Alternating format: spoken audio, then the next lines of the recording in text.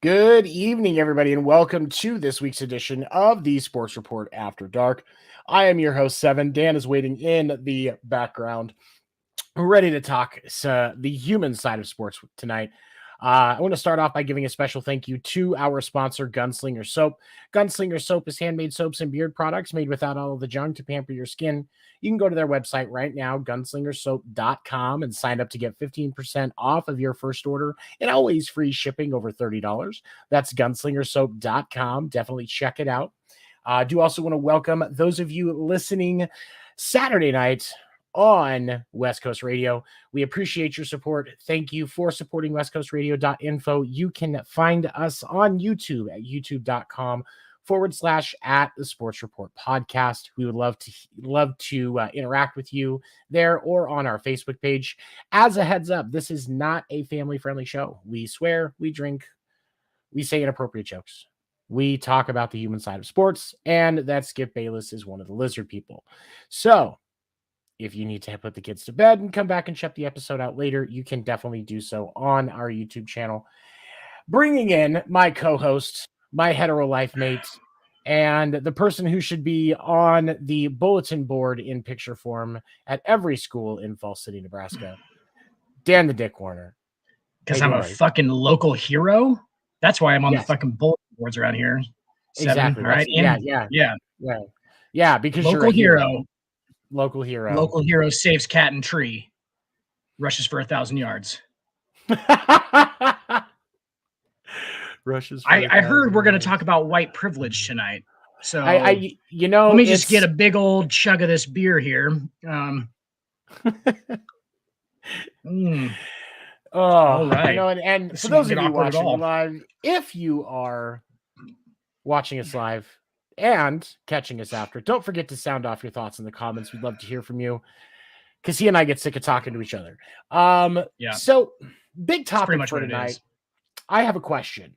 And Dan, we make inappropriate jokes. We laugh, we go back and forth, but this thing just doesn't make sense. Dana White on video hitting his wife like she's his sparring partner at a bar nightclub. I don't know what it was. Not much is said. It's trending for 24 hours tops. Kyrie Irving tweets without context a link to a movie that has anti-Semitic views and loses 200 loses what was estimated to be valued at around $200 million contract shoe deal with Nike. Loses days and days of pay because he wouldn't say what the Celtics and the NBA wanted him to say. Now, I'm not going to act like the Kyrie tweet wasn't bad. The dude knew exactly what he was doing and was being a dick on purpose. I'm not going to say he wasn't. But why are we not giving Dana White the same amount of smoke for actually assaulting someone that we gave to a basketball player over a fucking tweet? Where's the pressure on Dana White? Where are the sponsor companies when it comes to Dana White's deals and the UFC's deals? Because it, outside of some, maybe some legal trouble, this isn't going to cost Dana White a fucking dime. No, make it make sense, Dan. It doesn't. It's not going to. Here's what I'll make it make sense to you. Kyrie Irving is black. There's one point. Dana White is a white guy who's been beating his wife. That's been going on for thousands of years. So it's part of the status quo. That's what it is. Like, that's rich white guys hit their wives, apparently. I'm not ever all of them. I've met some cool rich white guys. So rich white guys out there, just keep listening to the show. But no, but like, it's just, it's amazing to me to see that if it's outside of what's normal, like Kyrie Irving did something that's obviously, it's an opinion that not all of us have, nor do we think is probably correct, right? But it's something outside of the normal things that happen all the time. Like, I feel like because we weren't surprised that Dana White looks like the first guy I would point out in a room if somebody was like, hey, somebody in here abuses their wife. I'd be like, that guy right there. It's Dana White right there. I'd be like, that dude definitely hits. Like, you played Mario, right? You played Mario, right? Absolutely, yeah. The little Goombas? Dana White looks like a white human Goomba. Like, and if you've seen the absolutely horribly what is it, late 1980s, early 90s Mario Brothers movie, that when you look at the cover, you would swear to God it was a porn. The costume and the effects were so goddamn bad in that movie. So fucking bad. But the dicks do green mushrooms in that movie. Right. And the Goombas in that movie looked absolutely horrifying. Like, if you take a Goomba from that Mario Brothers movie and just make it a white guy, that's what Dana White looks like. Aren't the Goombas in Mario just like the henchmen in any GoldenEye movie? Yeah, Bond pretty movie? Much. Yeah. They just, you know how many anonymous henchmen I've killed? Yeah. Like, you know how many anonymous Goombas Mario's killed? Like, it just they're just like the dispensable pawns guys that are just there in the way, like, to get past the level. Yeah. Frog in the and I like, Lane. Yeah, you make a valid point. Frog in the frying pan analogy. It's that simple. It really is.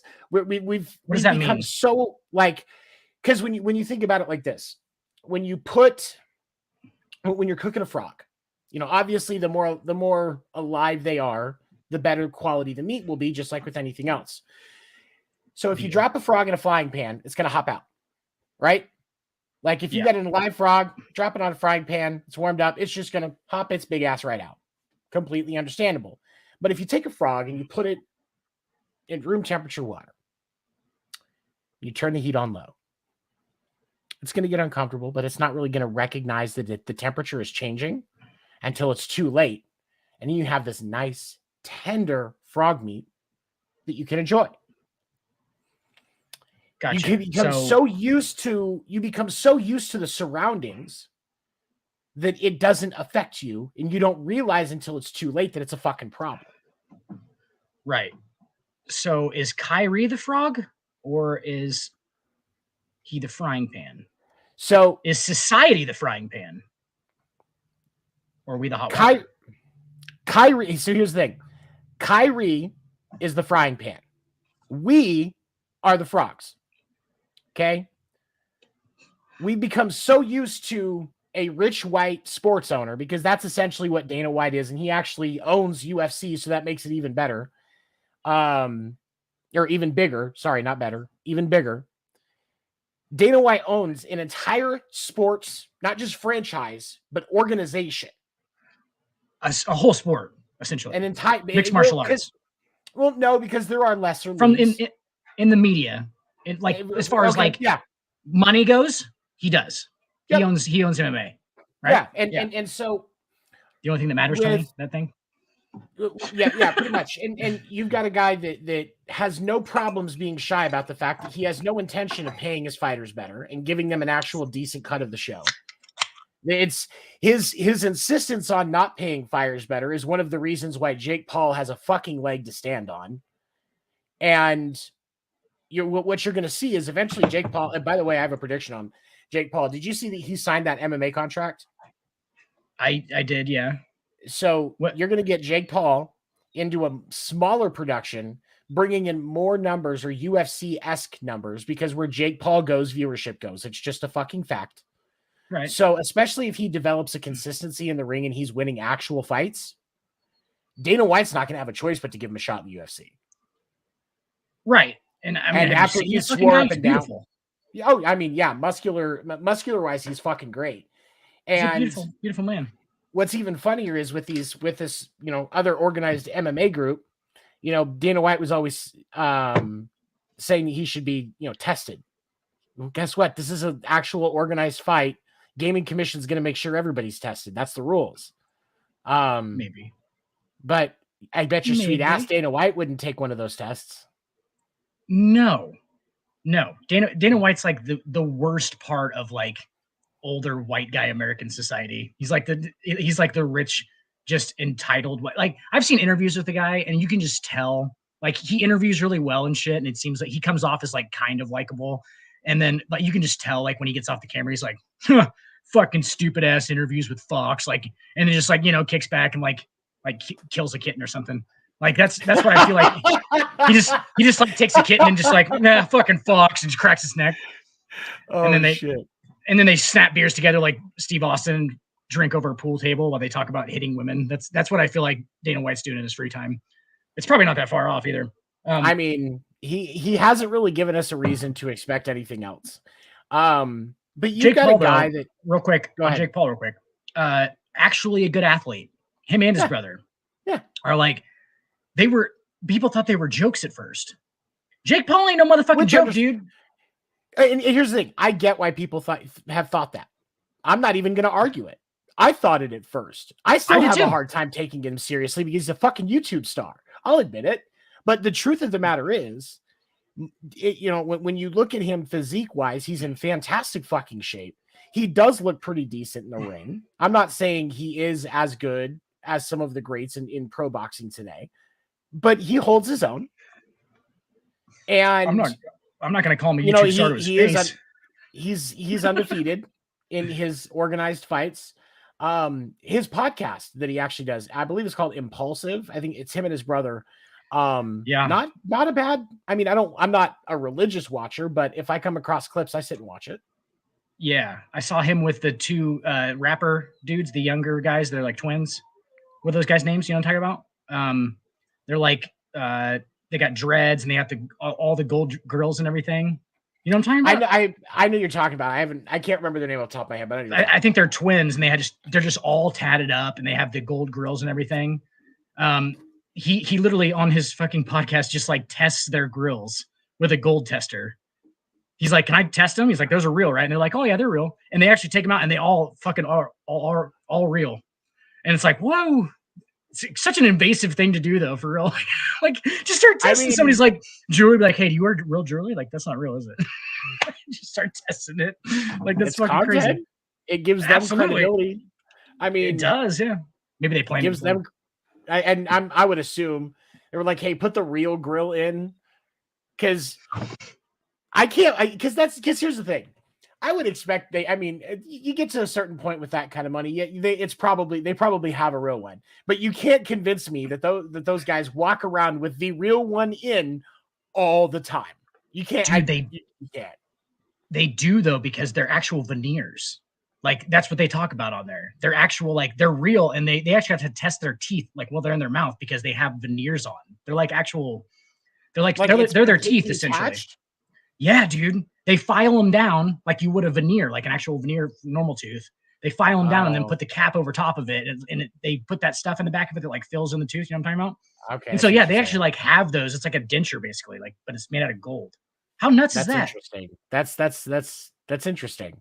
I don't know. Without getting too far into it, like, that's got to take away from your taste and shit, right? It's got to impact. I mean, how can it not? It'd be like having like 100 fucking tongue piercings. Like, they're just always in there. There's always like metal everywhere and shit. That's weird. And my fat ass, I like food. I want to taste the food I'm eating. Right. I don't want to taste gold. I don't want to taste platinum, whatever that crap is made out of. I want to taste my food.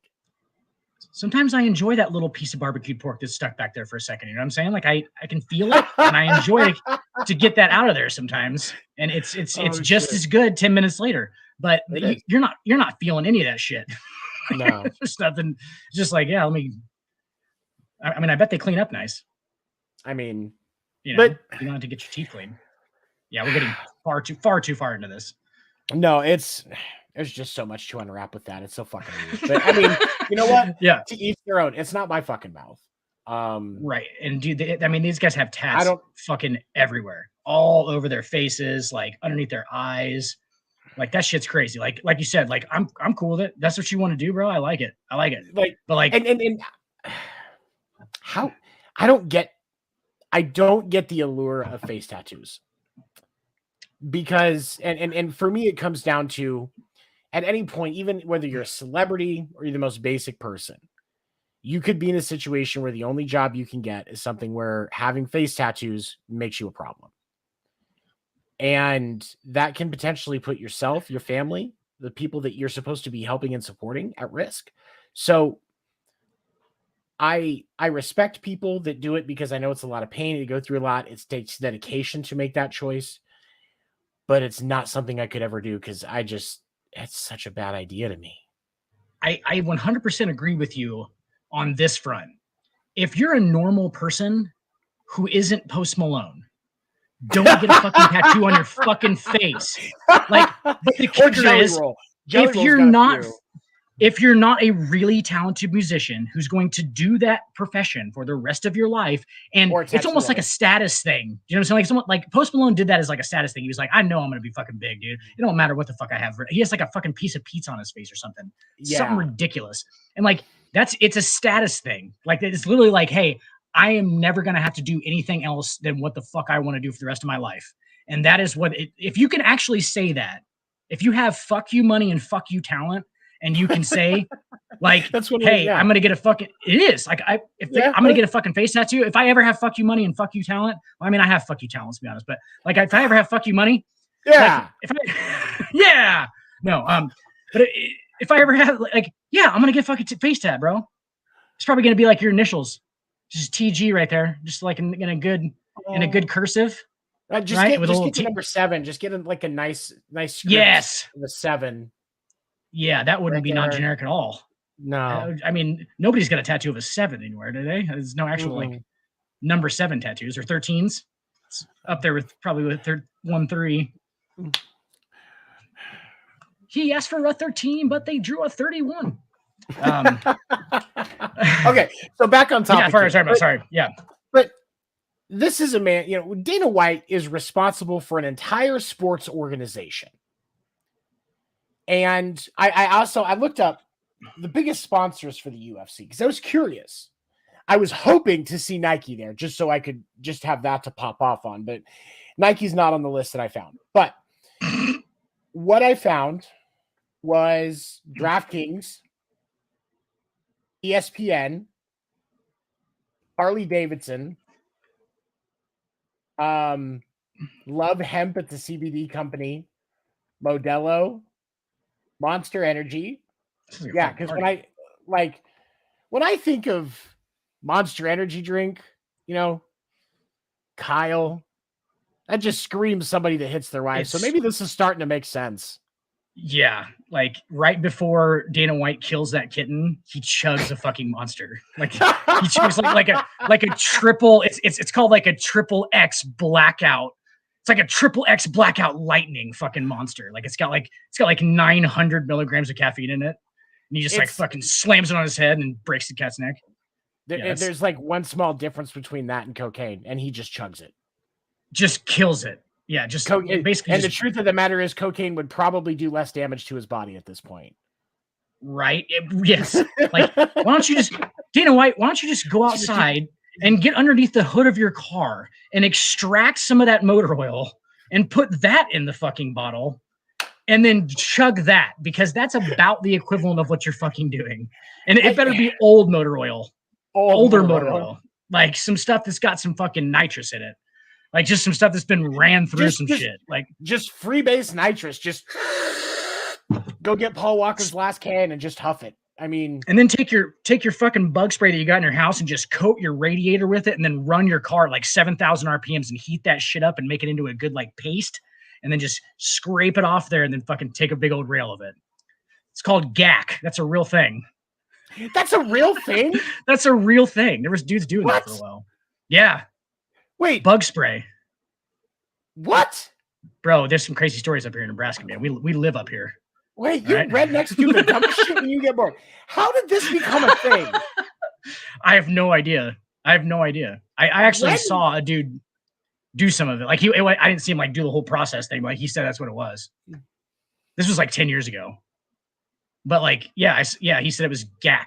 That's what they called it. And it basically just like made you really fucking dizzy for like 10 minutes. And then you basically like, I don't know, kind of like, I would assume it's probably like something like a helium, like where you suck the helium out of a balloon and fucking, you're kind of fucking womp for a second. That's all it is. It's just poisoning you a little bit. Yeah. Bug spray on a radiator, heat it up, let it dry, and then scrape that shit off, crush it down and snort it. That was what they were doing. I mean, is it any dumber than Tide Pods? And I actually have a confession about Tide Pods, Tony. You tried it? No, I didn't try it, but like I always wanted to eat one, dude. Like whenever I felt them, I was always like, God, they're so like they feel like jellies or something, You never get that feeling like with like gel stuff? Well, and here's the thing, like there's that thing, it's a psychological phenomenon called the call of the void. And it's something that everybody experiences at different points throughout their life, doing different things. Like you come up to a point, and sometimes it may be something you come into contact with occasionally or every once in a great mile, or maybe it's just something that only happens once. Like you're standing on a ledge, you've got a Tide Pod in your hand, something else, like something where it's like, you shouldn't do whatever the bad thing is, jump, eat the thing, whatever it is. But your mind's just like, but it looks so much just like this. It looks like it would be fun. You should just do it. Like it's literally the name for it that I was told in talking with my, I think it was either my therapist or my psych doctor when they were actually talking about it. And they just called it the call of the void. So maybe that's what it is for you. It's just, yeah. The unknown is alluring. It's like Peter Griffin in the Red Button. If you guys ever seen that episode of Family Guy where there's just a big red button, it's just a cutaway. There's a big red button on the wall and Peter's standing there and the big red button says, do not touch. And like somebody comes up and tells him, don't ever touch this. It's free. And he like sits there for a second. It's like a minute, just stands there. He just starts inching closer to the red button, just inching closer to it. And he just hits it. And everyone just basically explodes. Like the whole room just explodes, and that's the end of the fucking cutaway. And it's like, but it just creeps towards it because he's got it. Because don't do that. Yep. And we have to, well, why not though? Because you really don't want us to do this. So something on the other side has to be kind of awesome or kind of terrifying.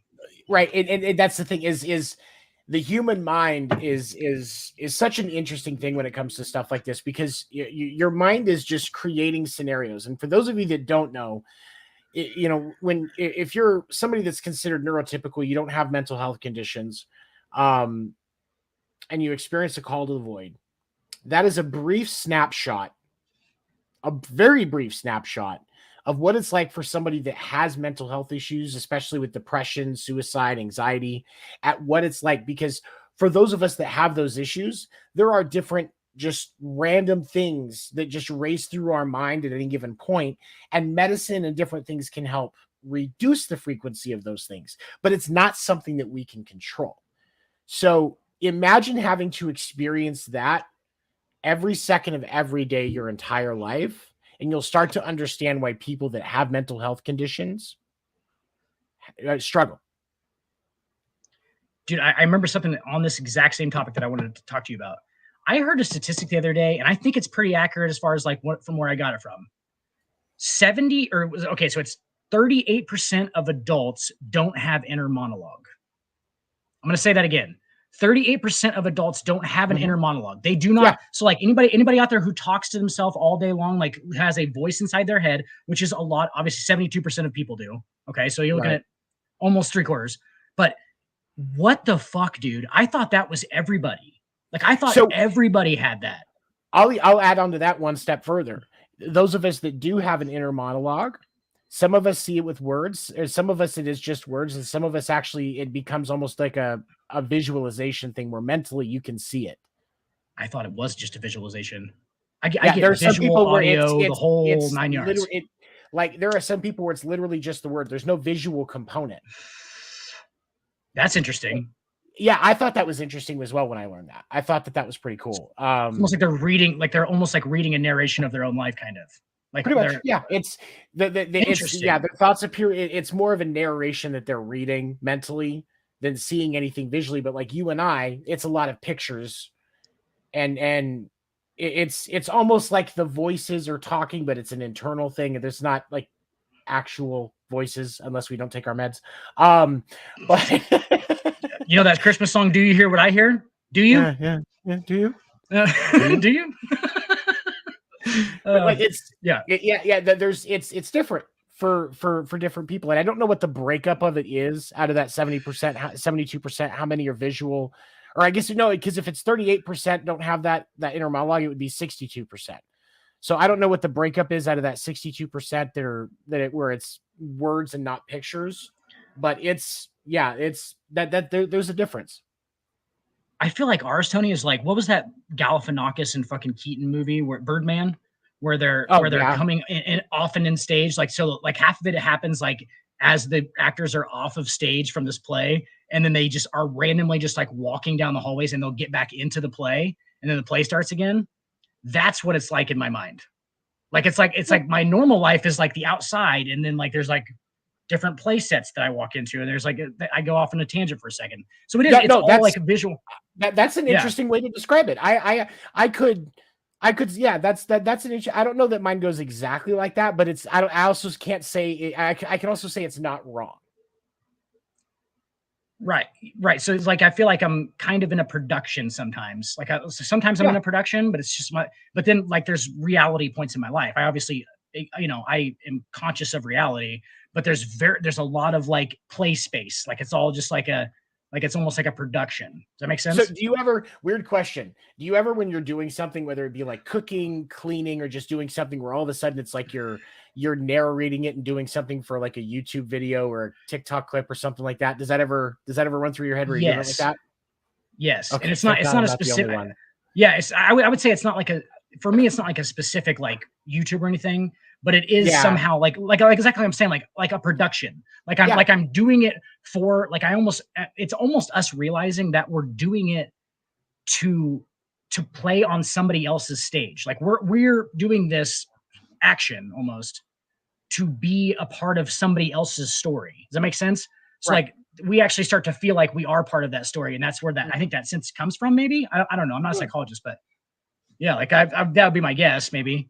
But yeah, it's very interesting. I mean, but dude, 38% of people don't fucking. What do they do? Like, what are they doing? I Then they just react to things that happen outside of them. That's it. like I don't understand, because like, no, and that's my question with that, is because like I wouldn't understand, like, if you're not getting at least the words or the pictures when you're thinking, what, how are you thinking? Like what is that? That's what I don't My inter- understand.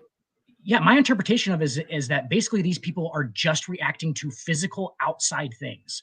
Like they are just existing in the world, and everything that they can touch, smell, see, and hear is what their reality is. And in reality, we know that that's less than 1 billionth of reality is what you can touch, smell, see, and hear. So like, Right. So like, that's just craziness to me. I don't know how you aren't bored as fuck for one all the time. That would Right? drive Like me nuts. but it doesn't, because they don't think like that. They don't have. I don't know if they can think into like, oh, I would be nuts if I didn't have this type of thinking. I don't think they think like that. They just Well, react to what but happens outside of them. could you imagine though? I mean, let's step into the whoa for a second, little stoner mode here. Could you imagine though being on one side of that? So one of those people that doesn't when their thoughts aren't like visual or word based, it's not constant. They don't have that inner monologue, and all of a sudden it shows up. And conversely, yours one day just stops. On one side of that, could you imagine like mentally how that would feel? it's weird though, because if you're on the side that just reacts to outside, right? You don't have any inner monologue or anything. If you're on that side, you're gonna have a goddamn panic attack almost immediately. That's the only thing I could think of, because that's just you're so gonna much have stimulation all at once. Fucking day. You're gonna have a day. Let's just say that. And if we're going the opposite way, I don't know if we can comprehend it. Like, I don't know if we can just comprehend what just happened. Like, we would just be like, okay, well, I'm in this room and I'm in front of a computer and I'm on a camera. And that's what we're doing right now. And I think you'd be able to just probably transition pretty easily, right? I mean, I don't you would know, think, because think about it. Like, if you're, when you go down into St. Joe, the level of ambient noise around you changes, and you notice it, but you adapt to it very quickly, right? Because obviously, when you're in a more country environment, especially Falls City, or when you're out of town, that quiet is very, very different. Or if you're out camping, especially if you're out in the middle of nowhere camping, when that quiet sets in at night and all the animals are in bed, you're not hearing all the calls, you're just hearing the water and the owls and stuff like that. Like, that silence, like, it's noticeably different, but think about it like this. There's that room that's supposed to be the world's quietest room. It's the most soundproof room. It's so quiet you can actually, and people go nuts in it. Like, that's why I think that if that ambient, because for me, that inner monologue is an ambient noise, and because I have ADHD, that's why it's so fucking distracting. But that inner monologue is ambient noise for me, and so if that just all of a sudden shuts off and everything goes quiet, I feel like my anxiety would get worse. Yeah, it probably would, and it would just be it would be very, very strange, as far as like, you're actually saying you still have the memory of thinking the opposite way though, right? That's part of the theoretical. Right. Yeah. Oh, you just shit, wake yeah, up because if you wake up one day, you haven't had, it's been silent, radio silent, and then all of a sudden the noise is there. Like, think like Bruce Almighty. When Jim Carrey, he becomes God, and all of a sudden he can hear all those prayers. Like, he went from silence to that, and like it. That's the only thing I can think of that become a close way of describing it. But and then also the thought of going from that being there, you're used to it. It's almost a comforting thing because it's that rolling ambient noise, to silence. Ooh, I would lose my fucking mind. Yeah, I don't think that's even like, I don't think that's even I think we would just, I think we would go almost immediately nuts. I think you go almost immediately insane. The people who can hear shit are literally going to be walking around like the prototypical what we think of as an insane person, hearing voices from everywhere. They're just gonna it's just gonna be stuff outside. It's just gonna be but it's actually inside of their head, which they're not gonna understand. Yeah, it is the fucking Jim Carrey shit. The fucking that's got to be the best. He has to get it out. Mm-hmm. He has to get it out with like the fucking sticky notes. He's like, I'll put them all on sticky notes, and the whole room is just covered in sticky notes. Like that's basically. It's such I think that scene. I've really come to believe that scene is an adequate way. It's got to be the most accurate way to describe what it can be like, and especially like if you have anxiety, especially for anxiety. But you don't get the ability to turn it all into sticky notes and it go away. Right. But even if you could, it's exactly what it would be like for him, where it's literally everything everywhere is completely covered, but it doesn't stop. Like new sticky notes keep fucking appearing. Yeah. But at the same time, go ahead. Do you think you know anybody who, do you think you know anybody who fucking doesn't have inner monologue? Because I think I do. Once I heard that statistic, I was like, I think I know people. Like I don't know if my mom does. Honestly, like really? I know her pretty well. Like obviously, I would, for those of you that are watching live and listening afterwards, sound off in the comments. Hit us up on Facebook if you are somebody that does not have that inner thought monologue. It's just quiet. Please. Unless it's like you think of something, you stop thinking it, and that's it. Like if you're that type of person, hit us up on Facebook or leave a comment on YouTube. Like give us a way to reach out to you, because we actually I would be interested in talking about that. Just to get an understanding of what that's like. like if you think that you might be somebody who we're talking about, like I know that it's hard to it's super hard to comprehend, because they would actually have to be having an inner monologue with themselves to think about that question, correct? Well, like they would have to kind of be. But here's the thing. I think the lack of an inner monologue, because like for us, remember that monologue, if you will, is constant. It doesn't stop. And random kind of random. And kind of random in what the content of it is, yes. So to speak. We're more prone to the call of the void we were talking about earlier. We're more prone to that call of the void simply because of the fact that that's constantly running, and those things can pop in and out. Somebody that doesn't have that inner monologue, they're in the moment. They think that they're in the moment. So they think their thought, and then they're on to the next thing. There's no running backtrack, if you will. There's no, ambient noise. Like it's like must a be light. Fucking nice. Must be fucking nice, right? It's like a light. You turn it on when you need it. You turn it off when you don't. That's it. That's what they get.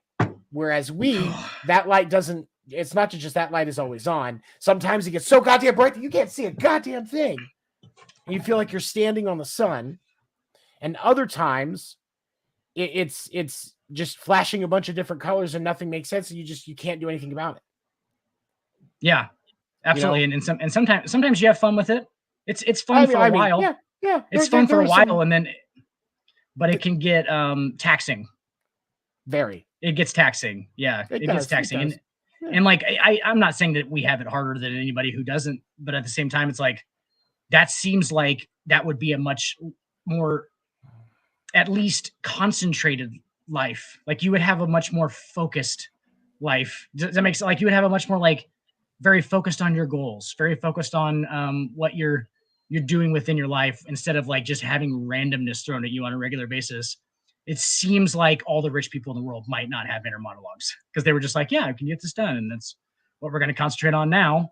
And people with ADHD famously have a thing where they just have to do 9 different things at one time, and none of them are really getting finished. They're just jumping back and forth because they're just getting kind of mixed up. They're just Well, but I would say that I don't think it's all of that with rich people. The reason why I will say I don't think it's all rich people is because how many people got rich because of being an actor or a musician. Like there's no way that most actors and musicians don't have that inner monologue. Right. No, I was kind of just making a joke, but yeah, I was thinking rich Dana White people, like that. But yeah, White Man Goomba definitely has an inner monologue, and I think it revolves around fuck Jake Paul. I want all of the money for myself. And I was supposed to be Joe Rogan. Why isn't medicinal cocaine legal? Joe Rogan took all my ideas. The bald head, the white guy, stubby figure. He took all of it. I was supposed to be Joe Rogan. I think he's mad about it for real. I think he's jealous of Joe Rogan. Very, very jealous of Joe Rogan. I think that he knows he doesn't even have as much money as Joe Rogan does now. That's the hilarious part. Like, the only thing he had on Rogan for the longest time was that he had more money than him. And now Rogan's just Rogan has built his brand so goddamn well that I wouldn't be surprised if Joe Rogan is more rich than Dana White. That wouldn't surprise me at all.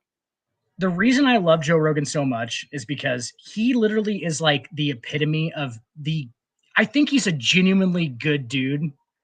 He's a bro for sure. Like he's the genuine good dude bro.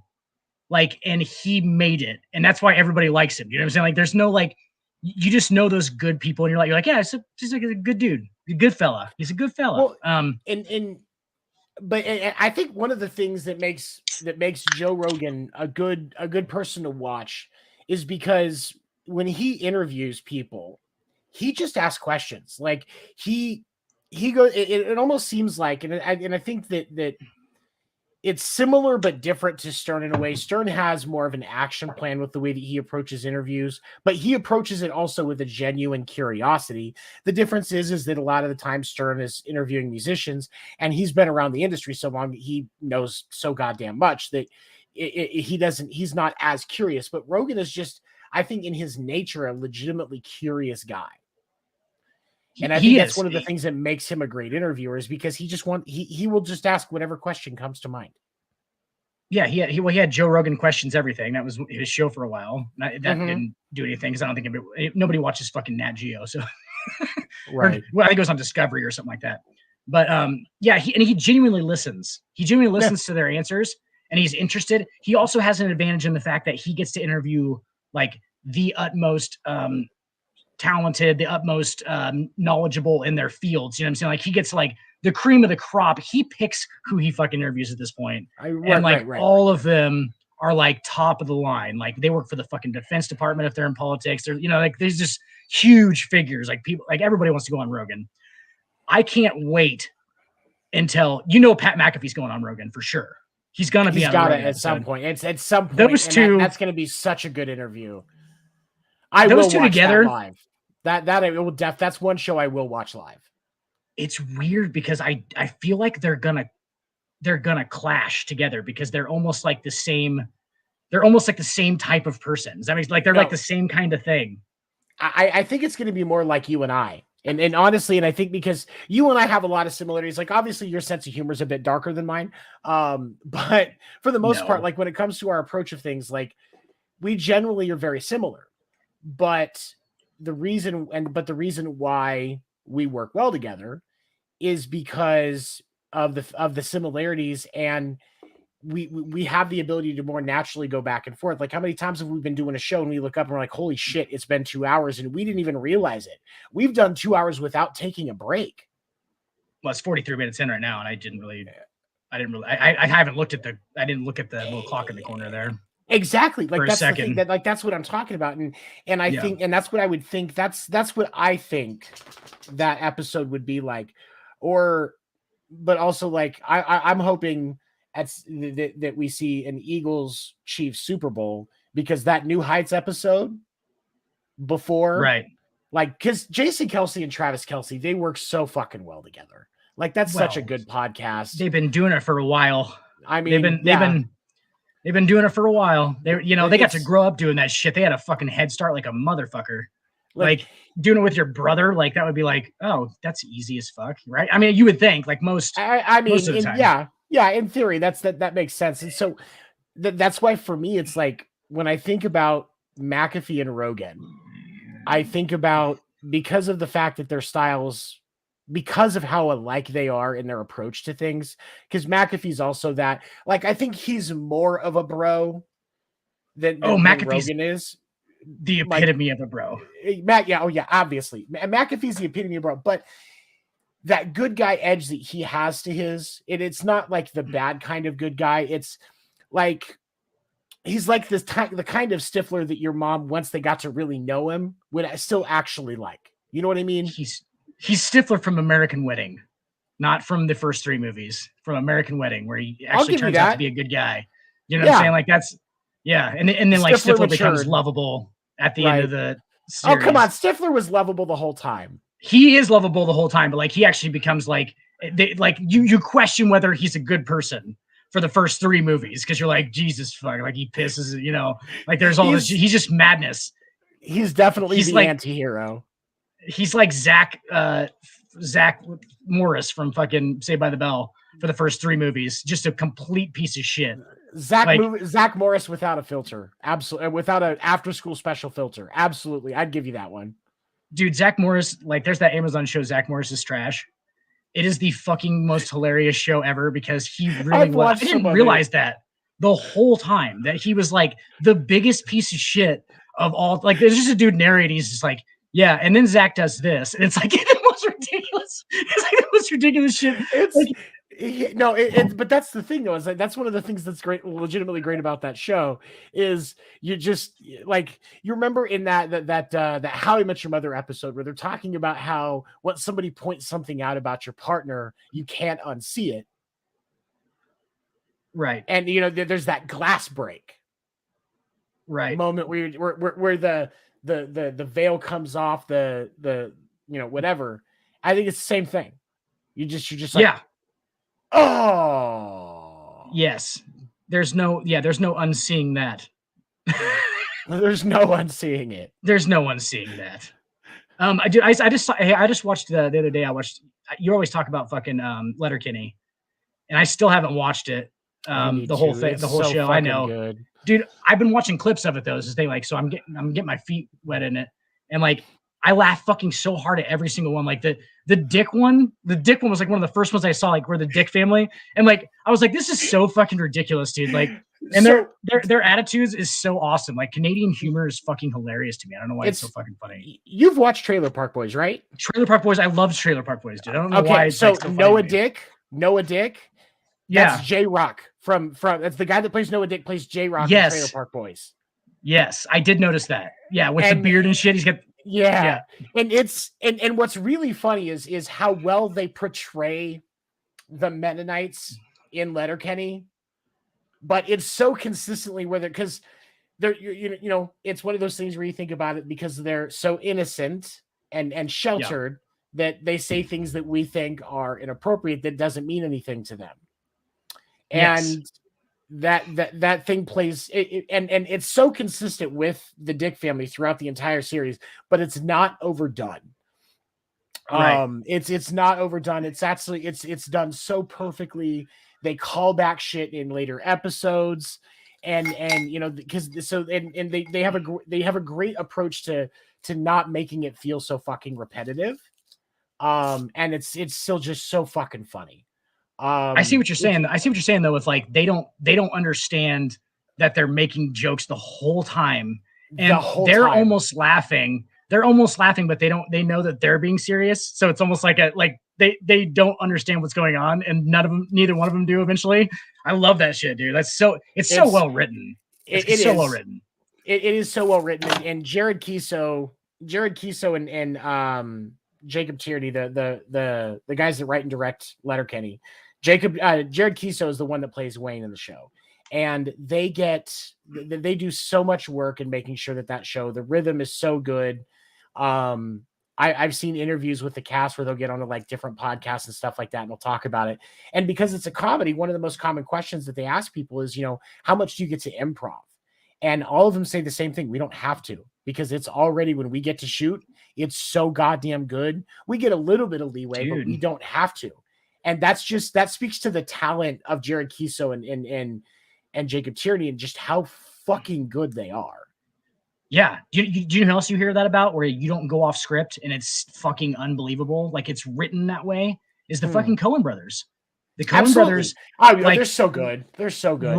Dude, like, I saw an interview with fucking Goodman where they ask him, or I think it's Goodman and Bridges, and they ask him like, "Hey, did you guys made up a lot of those lines, didn't you?" And they were both just like, they both start laughing, and they're like no, they're like, you don't go off script in a Coen Brothers movie. They said you read every single word exactly how it is written, and it comes out as a fucking gem at the end. They said it's so fucking good.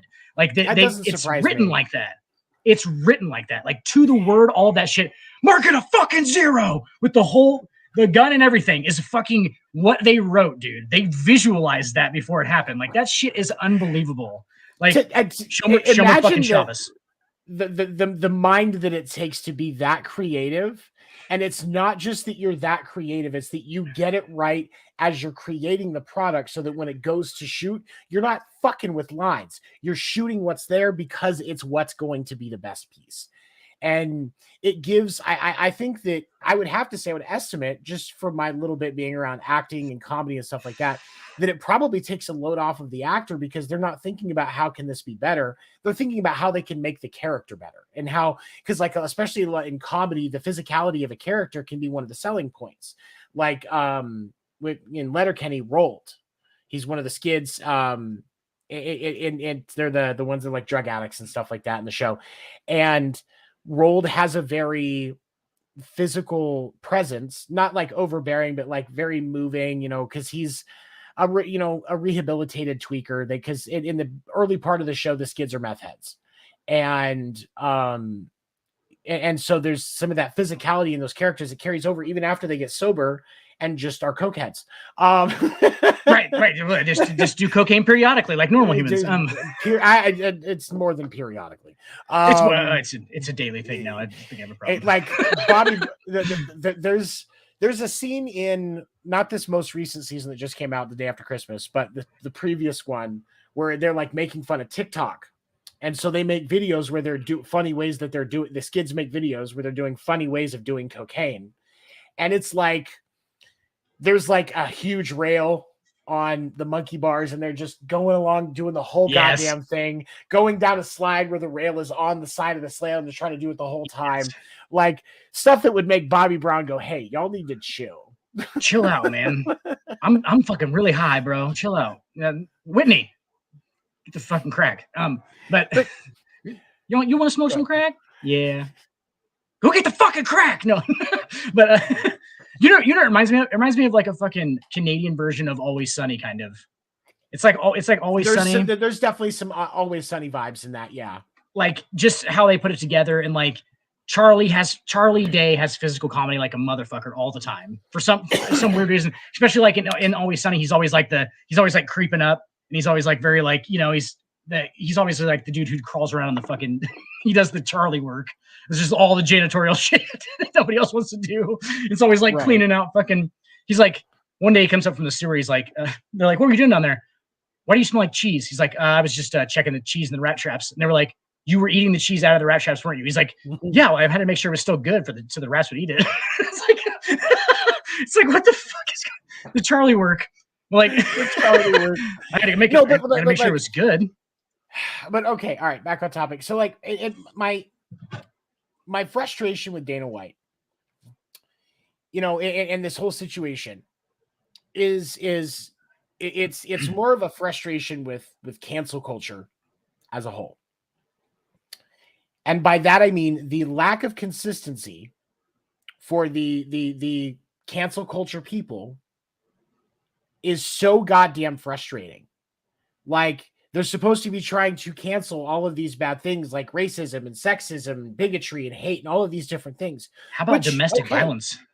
But how is domestic violence not one of the things that we're going after? Yeah, exactly. I think that should be number one. Maybe I think you should maybe lay off the transgender people or the stuff that seems like it's not really a big deal. Like really, what's worse, Dave Chappelle making trans jokes that he actually wrote with trans people in mind and not just being a dick about it. He doesn't hate trans people. He just thinks it's weird. That's not a bad fucking thought. That's actually normal. It's funny. It's not a reason to hate a motherfucker. That's a Dave Chappelle line. It's funny. Dave Chappelle line. Not a reason to hate a motherfucker. More attention on Dave Chappelle than a guy who literally hits his fucking wife. And I'm not condoning what Kyrie did. But what I'm saying is, why is Dana White not getting the same amount of smoke that Kyrie Irving got? And Dana White is in a hell of a lot more of an advantageous position than Kyrie Irving. And you can't tell me he's not. I'll put it this way. Like, would you rather be, like, honestly, if you had a choice, like, hey, you're going to be one of these guys' friend, like they're going to be a good friend of yours, would you rather be Kyrie Irving's friend or Dana White's friend? Pull the trigger. I mean, for me, You have to it's, I mean, there's no C. Honestly, Kyrie. Yeah, me too. I'm picking Kyrie. Here's the thing.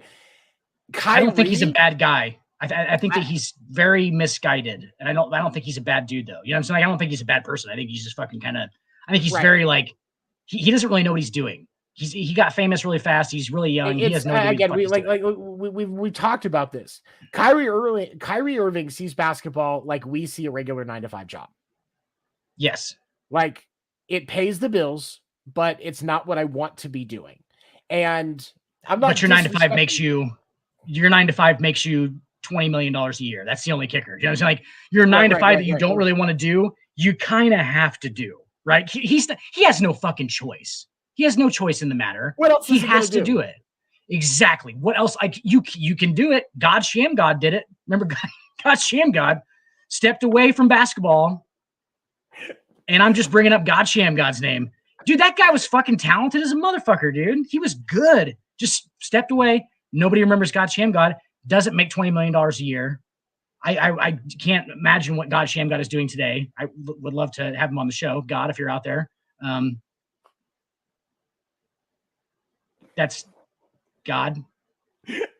Oh my gosh. God, if you're here. His actual name is, for people who don't know this dude's actual fucking name is God, G-O-D, Shamgod. Shamgod. This is his fucking name. His Christian name, no pun intended. His Christian name is God Shamgod. And like, what the fuck is he doing? He just stepped away from. How much did his parents hate him? That's my question. They just skipped all of the old school, like Joseph and all those names. Noah. Like they just skipped all those and they were like, no, let's go straight to the source. It's God. Again, not this guy. It's a basketball player. This guy's black, right? Yes. Okay, because I remember the name, but I can't put a picture to it, so that's why I'm clarifying. But like, is that like when a Mexican family names their kid Jesus? Like, is that the same thing? It just doesn't happen very often. Like, I don't understand. I don't understand, Dad.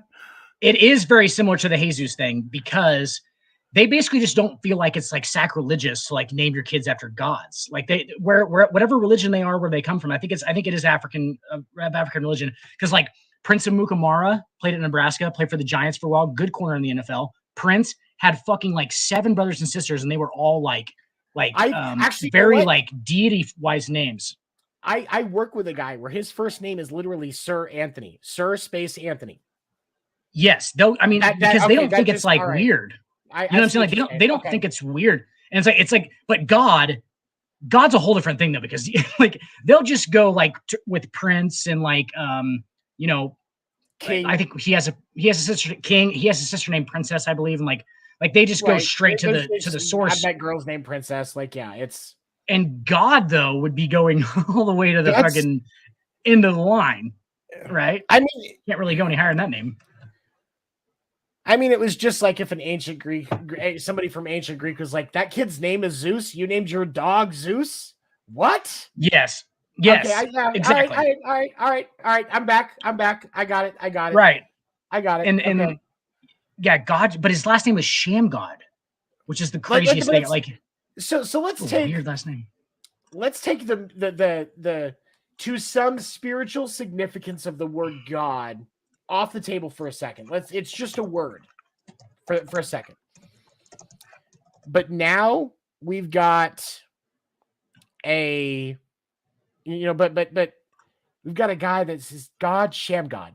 Like, I still think his parents hated him because, like, If We're my gonna name get was you what, Tony Von Tony?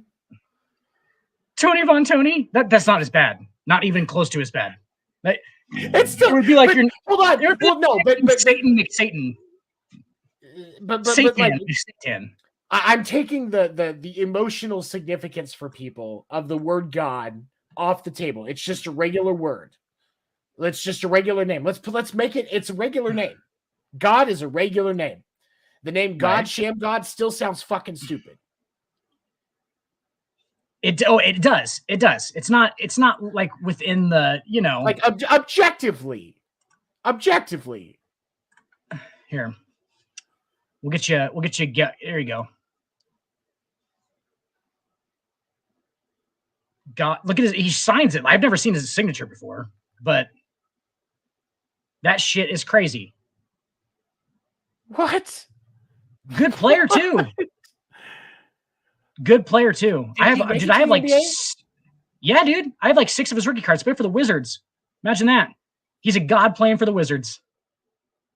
Yeah, but yeah, he was. I didn't know he went to Providence. I just learning that. Never seen his signature before, but yeah, that was his name. For the Wizards, 20 games in 97. Averaged 7 minutes a game and 3 points a game, 32% from the field. No, not even a rebound. Not even he was. Oh God, not really good at all. Didn't give it a shot though, dude. Like didn't give it a shot. He was playing garbage minutes, which a lot of rookies have to do, and he just stepped away. And my whole point is like, what was Kyrie gonna do? Kyrie was gonna start as a rookie. Kyrie did start as a rookie. Kyrie fucking was the best player on his team as a rookie. Those Cleveland minus LeBron teams, those depressing ones. Right. Well, and here's my question with, and here's my thing with Kyrie. Like he's done this because obviously it pays the bills so much more efficiently than anything else. So why wouldn't you? Like that part makes sense. But at the same time, like he doesn't, just like I've said, he doesn't hold basketball on the same tier that basketball puts him. And I think that's where the real disconnect is between Kyrie and basketball as a whole, is they are not equally yoked. And we've talked about this too. I think that's the most common outlook on the professional sport that they play. I think that's the most common one. I would say that's probably 60-40 to the entire population of professional sports. I would say males and females. They're doing it as a means to an end. I do not think that all of these people love the game. I think that more than half of them probably don't. They were just born and they were 6'6" and they're 260, and they, like, somebody told them one day, they're like, hey, you can go to the NFL. Like, it's a very prestigious job. Like, you can get paid a lot of money. Like, you can do this professionally and you can play a game professionally. And they were just like, oh, that sounds like a great idea, right?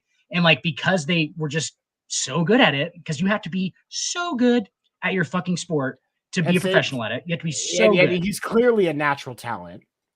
Right. He's cream of the crop natural talent. Like, he's like one of the 4 or 5 best in his position at his age in the world at something. Like, not a lot of people can say that they're the best 4 or 5 in the world at anything, right? Because, Tony, I've heard you're pretty good at fucking. I bet you ain't top 4 or 5 in the world.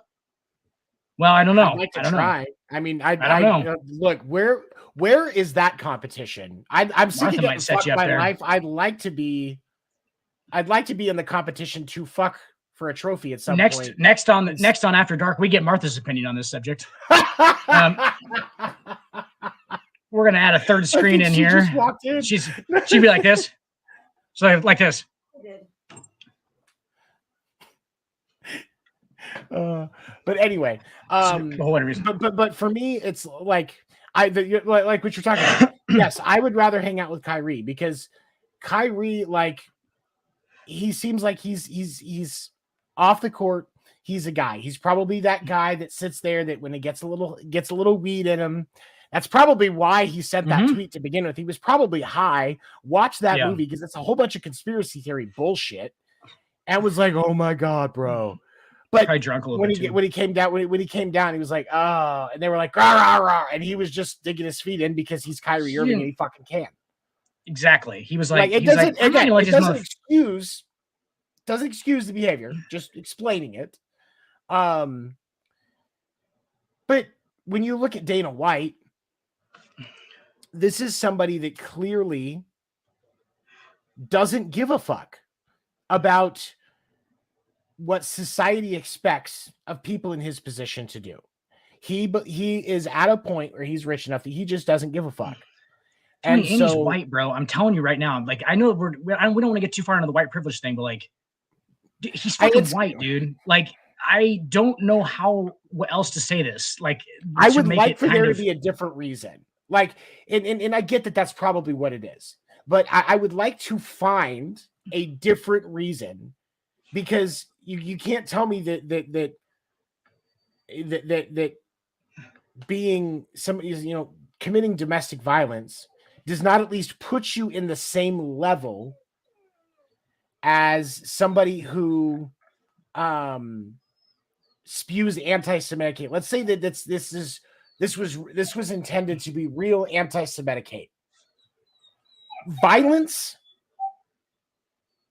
is bad. Actual physical violence is bad. Saying mean shit isn't good. But if I had to deal with somebody saying mean shit or somebody beating the shit out of me, I would much rather, as somebody who got bullied and grew up in an abusive home, I would much rather deal with the mean words than a woman getting punched in the face. Right. It's almost like potential evil, for lack of a better term. Like, it's almost like potential bad things on Kyrie's side, because he could obviously influence other people to think like that. Right. And then actual fucking mischievous evil. That's if you're what kind of situation does Dana White's fucking wife live in if that's something that happens on a regular basis? What is going on in that household? You know what I'm saying? Like, that woman is not having a good time, to say it at the very least. Let's just say that. That guy puts more holes in drywall than a fucking construction worker. That's all I'm going to say. Right? I mean, hey, I like to hit inanimate objects when I'm angry. I think that hitting inanimate objects when you're angry is actually it's an okay thing. It's like dudes' version of cutting.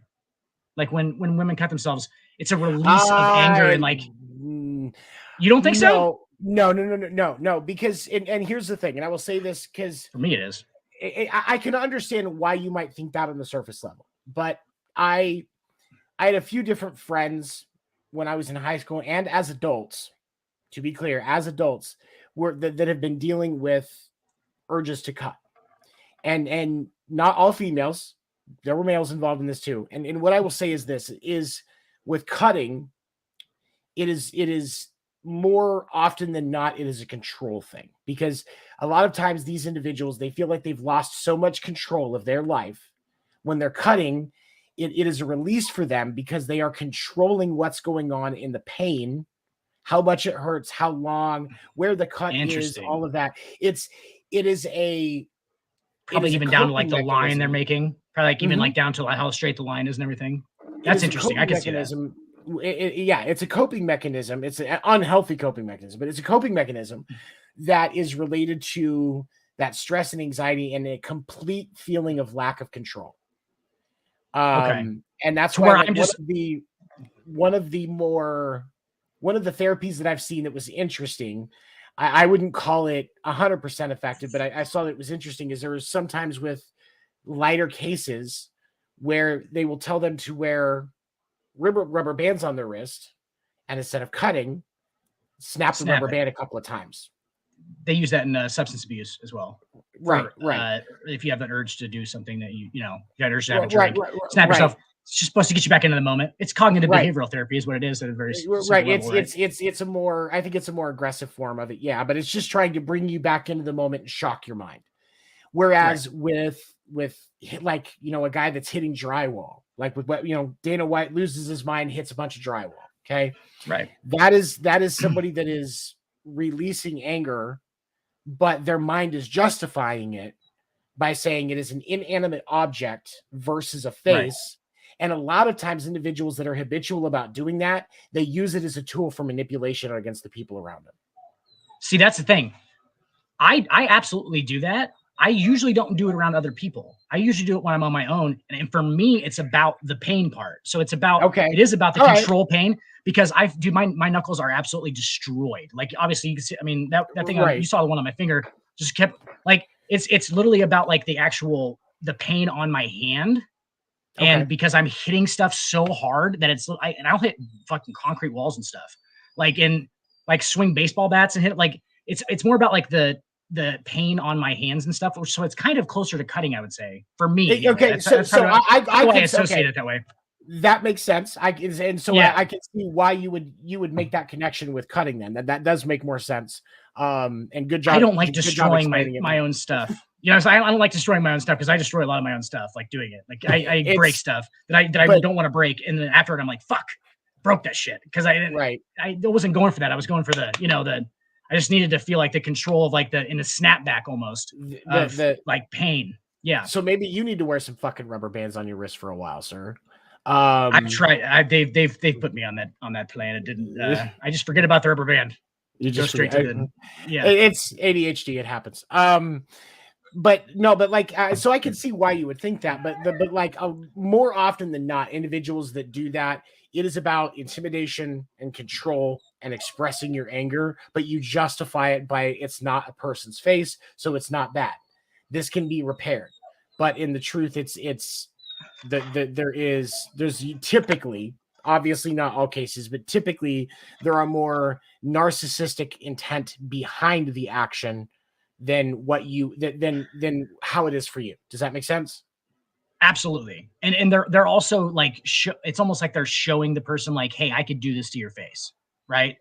Is what you're saying. Like I see what you're saying. That's totally I can totally see and that. That's what it, because like you'll see a lot of people that go through like in people that come in situations where it was mentally abusive, or like especially with the like parents and partners are the most common aggressors in these scenarios, is they will go through and like the narcissist, or Dana White, and the Dana White in this scenario.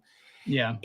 When something happens that they don't want, or it's a situation that they don't want, they're trying to punish the person, but they're not going to actually hit them so they can justify that it's better. They will do things like throw things, break things, hit the wall, or, do things like that. And oftentimes, more often than not, be like, you made me do this, or there will be comments that make that person that they're doing it in front of, that they're trying to impact, they make them feel bad for it. And when that happens consistently enough, as the victim in that scenario, you start to believe that that's true, and that's why they're making you do it. And so you get to a point where you feel like you have to change the behavior, even if the behavior isn't bad. It's just not what the narcissist wants. Does that make sense? Right, absolutely. And I've done that on a handful of occasions. Do you know what I'm saying? Like, I've done that kind of stuff on a handful of occasions. So I figured that was kind of what it was about, because I have thought about it, and I've tried to get to the bottom of that. But like most of the time, it literally is just like me by myself, and it's about like and I think it's almost about the energy of getting it out too, because when obviously if you throw 5 hard punches into something, you get a lot of like, you're getting a lot of like breath. It's getting physical release. I think that's a lot about what it is for me. But like that's interesting though. See what we just did there, ladies and gentlemen? We just had a conversation about something. I didn't know a bunch of shit about it, and now I know. And I changed my opinion based on the things that happened during the conversation. Just pointing it out for anybody who needs to hear that. For anybody who needs to hear that. Okay. Don't stranglehold your opinions like Dana White strangleholds his wife. Don't stranglehold your opinions. Oh, okay. Don't pull a Dana White. Stranglehold your opinions. Jesus Christ. His wife's name is Opinion. We're gonna take a quick break here, take a quick breather. We will be right back. I'm thinking about pulling a Stephen Weaver and just picking up my laptop right now and taking it out back. Staying live. You want to? For all things baseball, don't miss the Winter Meetings podcast Sunday nights at 9 p.m. Eastern at youtube.com/The Sports Report Podcast. And again, Tuesday mornings on West Coast Radio at 11 a.m. Eastern.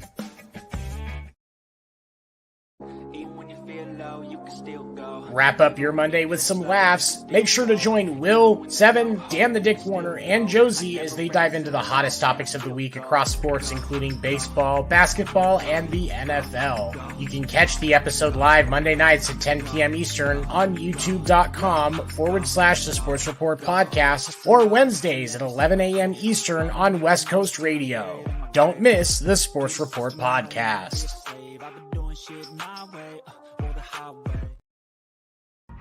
Don't miss Fight Night.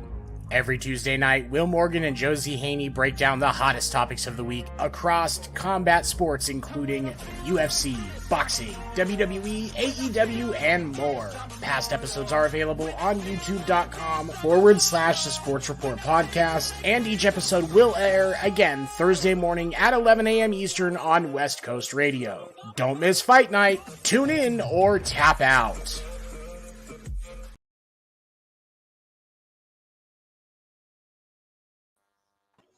And we are back. Don't forget, if you are not, make sure to subscribe to our Twitch or our YouTube, however you are watching tonight. Like us on Facebook. We would love to hear feedback from you on what you think about what we're talking about. It definitely helps us get better. And we would love more engagement, so eventually we can turn this into something that makes us some money. Back with my partner, Dan the Dick Warner here. We are talking about the Dana White. Yes, I just saw that. Will, what's up, buddy? Good to see you. Thank you for joining us. Knowing is half the battle. Dropping GI Joe quotes on us. Dropping GI quote knowledge. GI knowledge. Who would have thought the host of the Geek Gauntlet podcast would be able to quote GI Joe? Well, I actually have a few original GI Joe dolls that aren't in the packaging anymore that you might be interested in. I'll send them to you. I have no idea. They're just in plastic bags. I have no idea why they're even like back there, but they're I don't even know where I got them from. That sounds a little creepy. Yeah, I'm not gonna lie. No, for real, they're like actual real aren't those worth some money or something? I think they still have to be in the box though. They still have to be in the box mostly. I think. I would think that somebody would probably, even if it was just the actual collectible, as long as it was in good shape, I would think that there would be somebody. They're like from the 50s. Yeah, so they're actually, I'm sure. Yeah, it's like old army. Like when there was like two versions of that doll. It was like white shirt Marine one, and then there was like full tactical GI Joe. Those were the two versions. Like there was like leisure GI Joe, where he's still got a sidearm, and a fucking AR, and then there's like leisure GI Joe, and then there's like full tactical where he's got like a grenade launcher strapped to he's got like knee pads on and shit. Like that was the two versions. I have the leisure one. Leisure one's pretty cool. He's pretty cool. He's got a tight white shirt on, V-neck. Gotta have the V-neck. Okay, so as we dive back into talking here, so we've got Dana White beats his wife. UFC doesn't lose any sponsorship. ESPN's not talking about pulling Fight Night. Or, canceling an episode of Fight Night, canceling a fight, not showing it. Nothing. DraftKings is still happy to support UFC. Maybe Love Hemp needs to send him some Get Calm CBD or something. But Tony, how can you as a company, Nemiroff Vodka, Monster Energy, O2 Industries, Oscar Mayer, Wiener sponsoring a guy that looks like a fucking wiener? Tell me that's not spot on. Well, Monster's in the oil business, so they're good. They got they're in the motor oil business, so they're fine. They're in the motor oil business. They just mix a little bit of motor oil, but yeah, dude, I hate to keep coming back to this, but let's look at our documented cases of this at this point, where it's been just freak out, and then we don't really do anything about that guy and freak out. Like Ray Rice.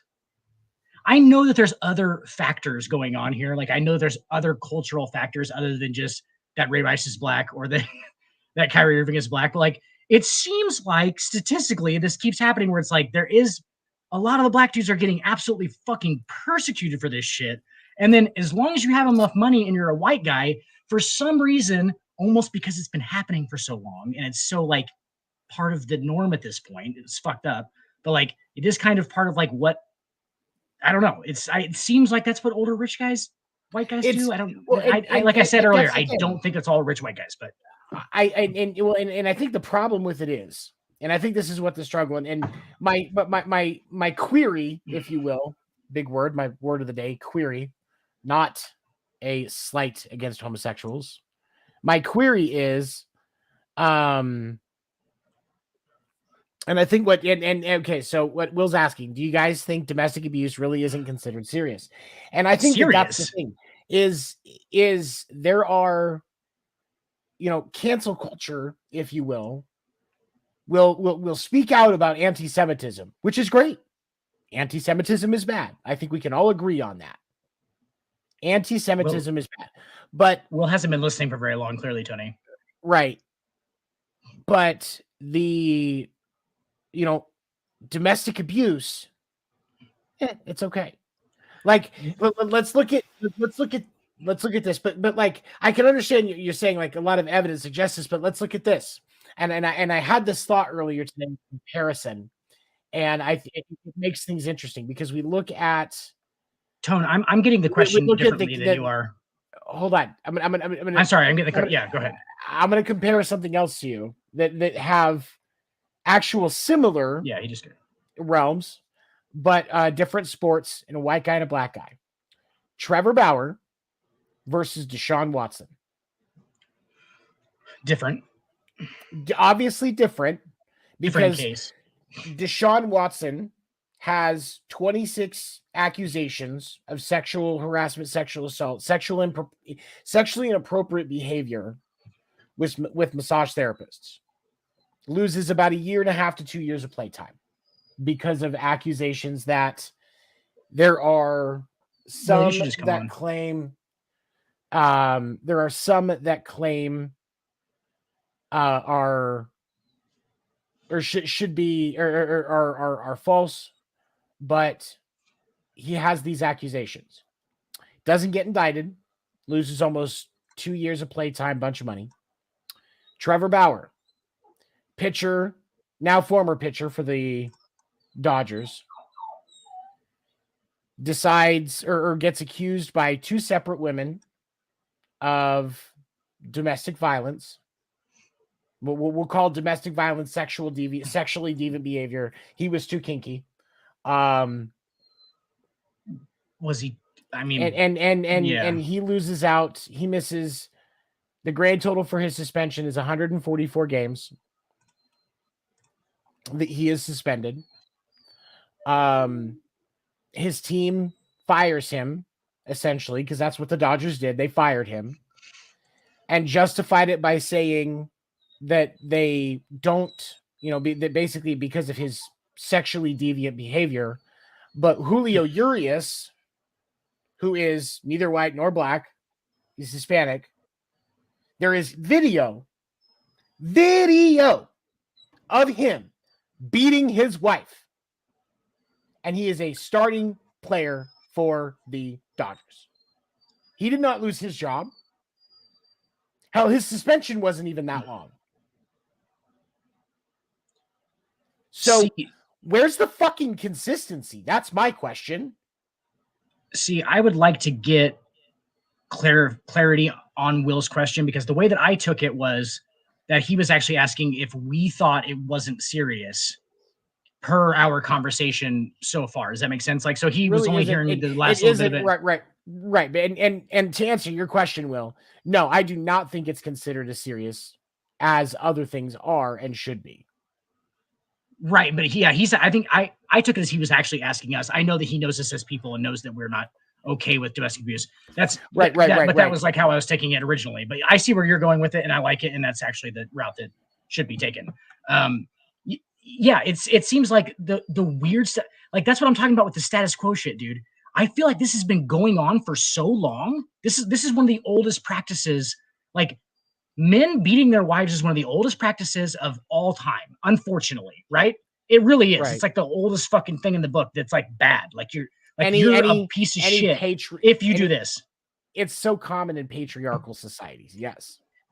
Right. And like, so I feel like is it not serious? Yeah, it's obviously serious, but like, is it taken more smoothly than anything else? Yes. Unfortunately, like somebody says something like the Holocaust isn't real, and people lose their minds for an opinion based on ridiculous fact, right?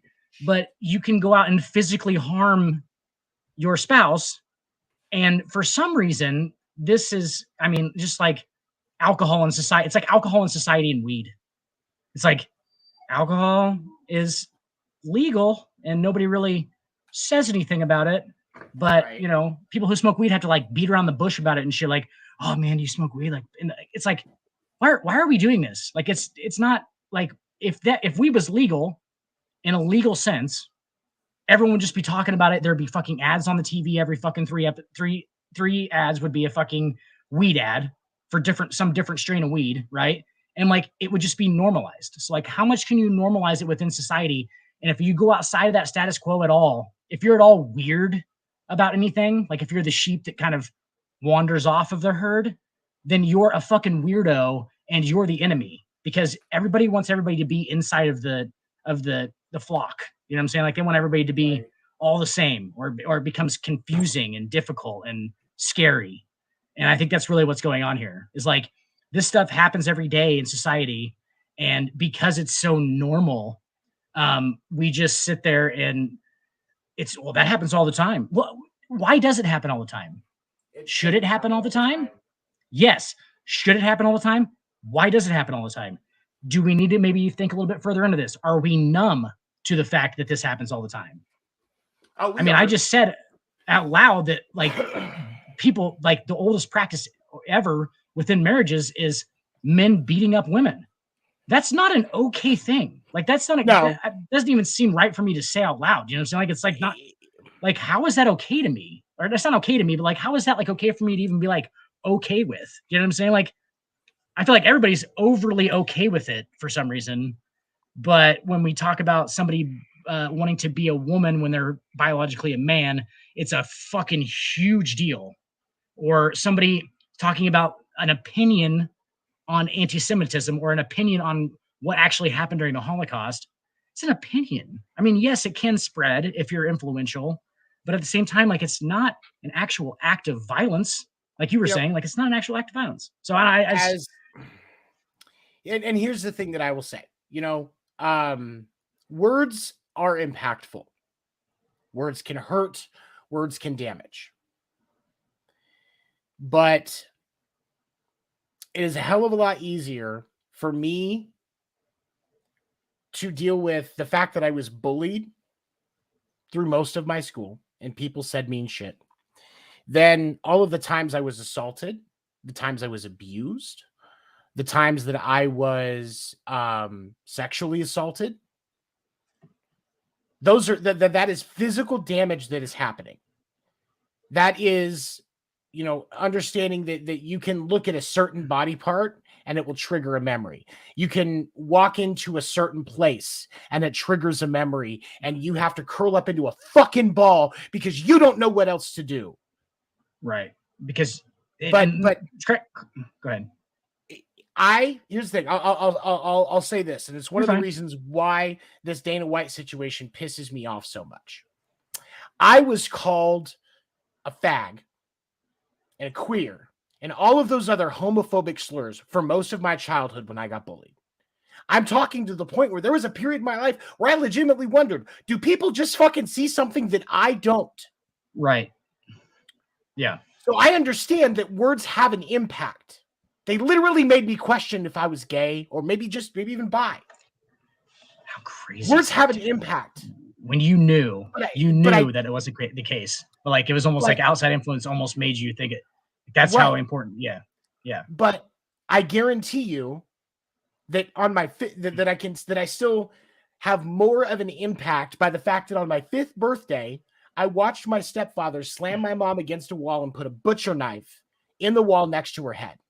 Which one do you think had more of an impact on me? The physical violence or the mental violence?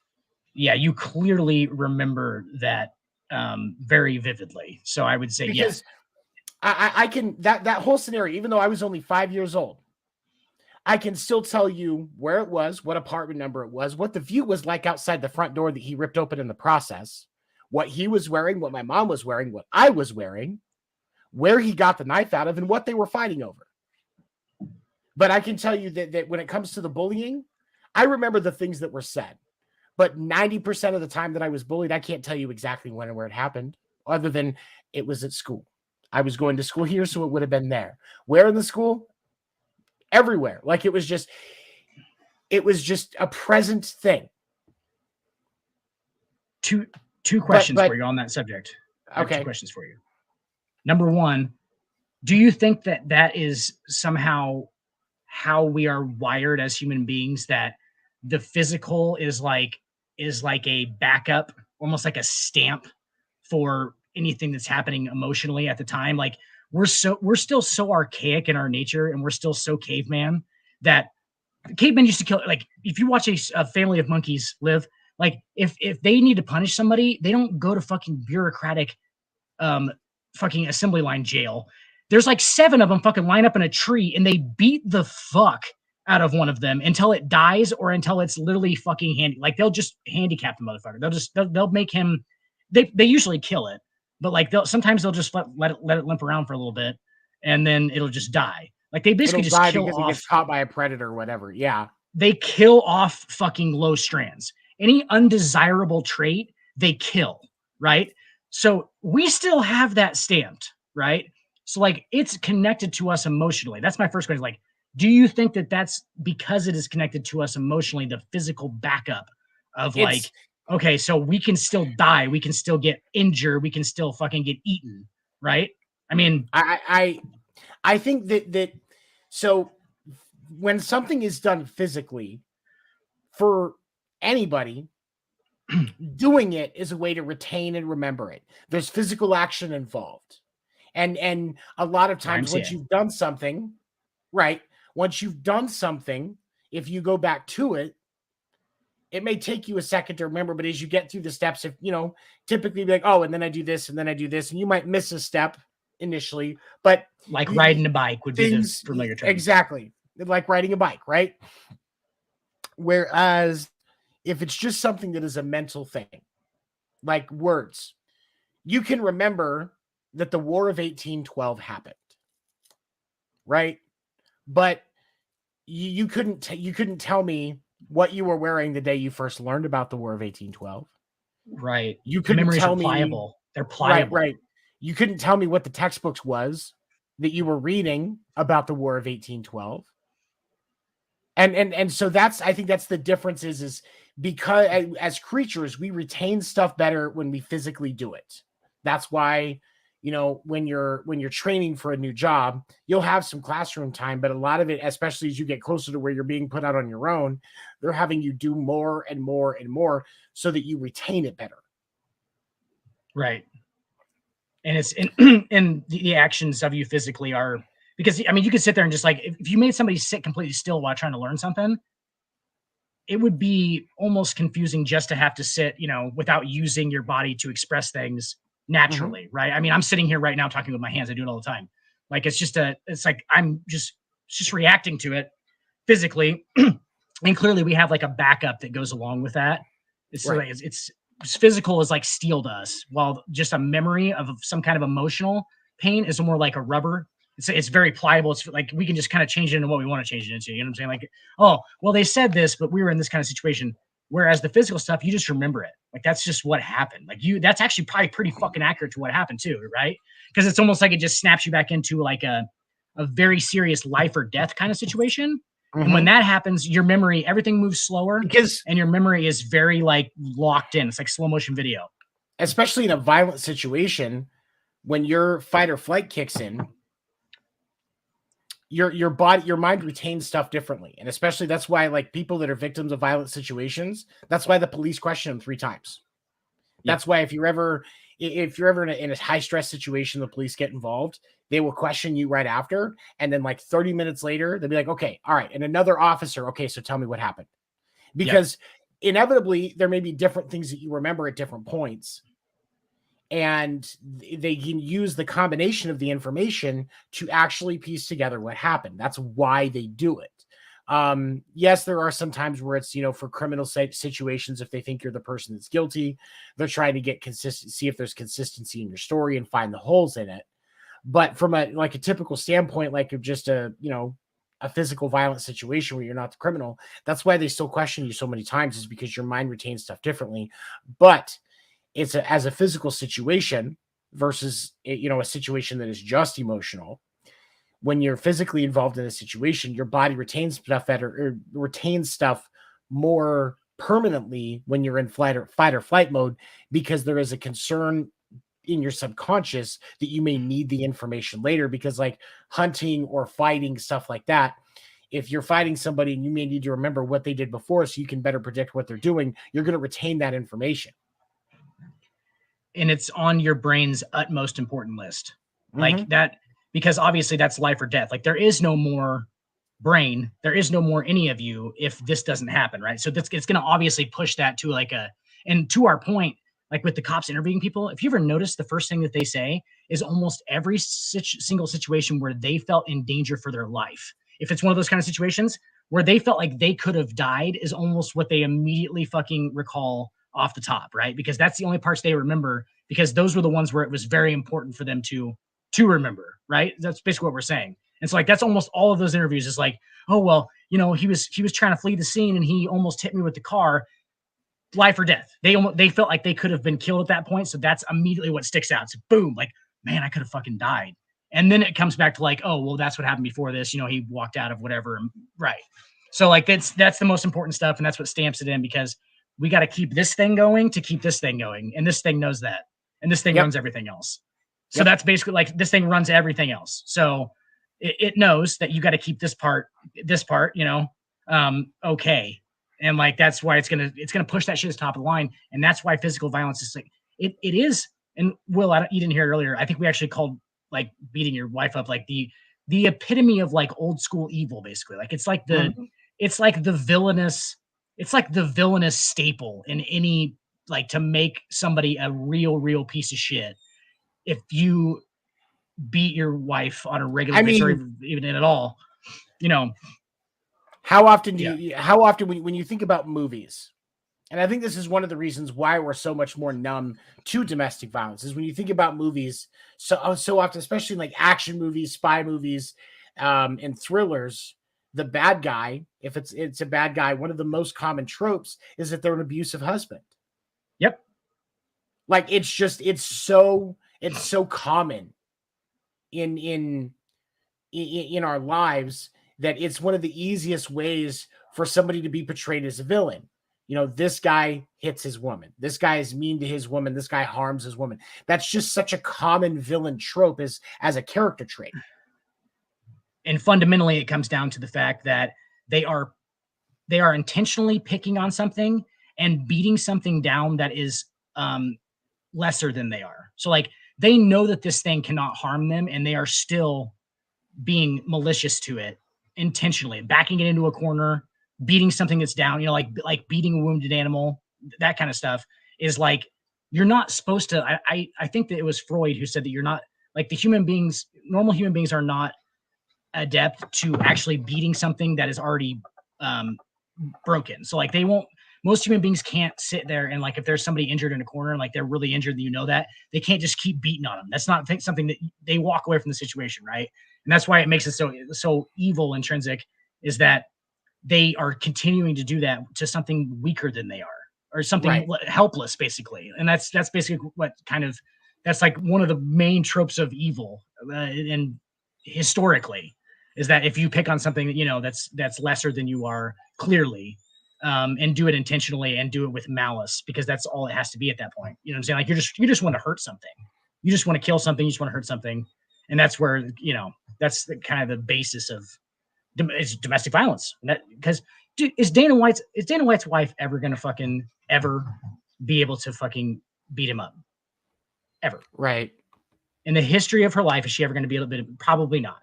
I mean, until he dies of a heart attack at like 58, because his fucking heart's probably the size of a fucking shoebox. Because he gets to the point where he thinks he can do China white cocaine and he can't. Well, he's probably doing China white cocaine, like dripping some fucking anabolic, some Testofen on top of that shit, snorting it all together, or just scooping it all up in the syringe, putting it in his butt.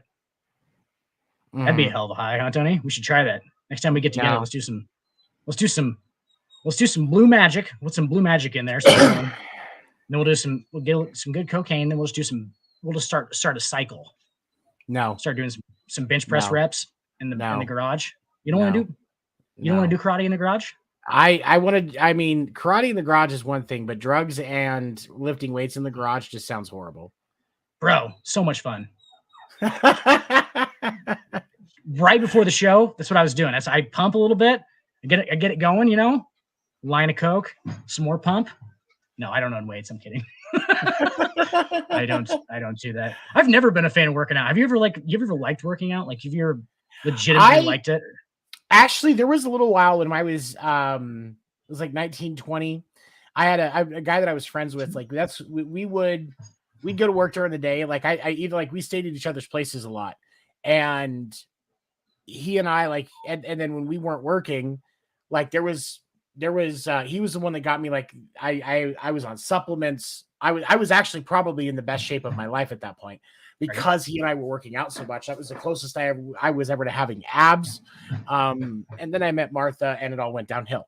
But you actually enjoyed it. But I did. It was, and that's the thing is there are times when I get into physical activity where I really enjoy it.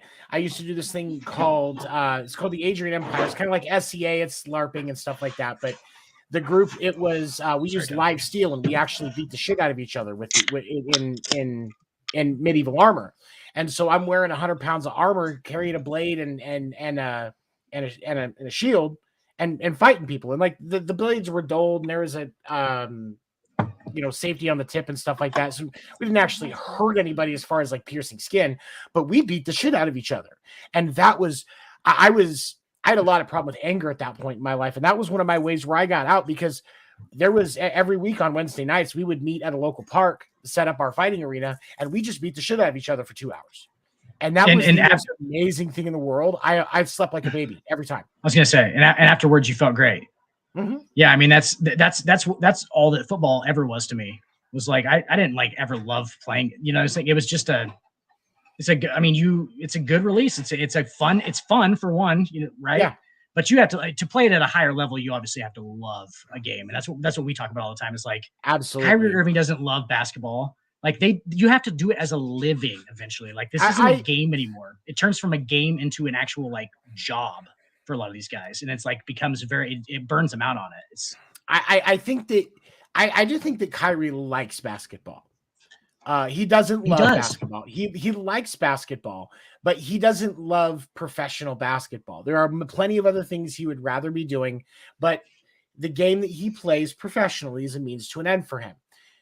And he's one player, and here's the thing: if Kyrie announced tomorrow that he was retiring, the Nets would have a hard time for the rest of the season. And basketball would be sitting there going, what? Kyrie's no longer playing? That's crazy. But by the end of the season, nobody would be talking about Kyrie. Unless by chance the Nets made the NBA Finals. Which even then it would just be, man, they made it without Kyrie being here for most of the season. That's all it would be. And it'll just be mentioned. It'll just be mentioned, and then it'll be an afterthought. And then it would just, Kyrie would become more and more and more of an afterthought very, very quickly. Dana White runs an entire sports organization. So even if the entire organization. So if Dana White could pull a Vince McMahon tomorrow and step away, it's UFC and Dana White. Dana White could sell UFC, just like Vince McMahon is allegedly trying to sell WWE.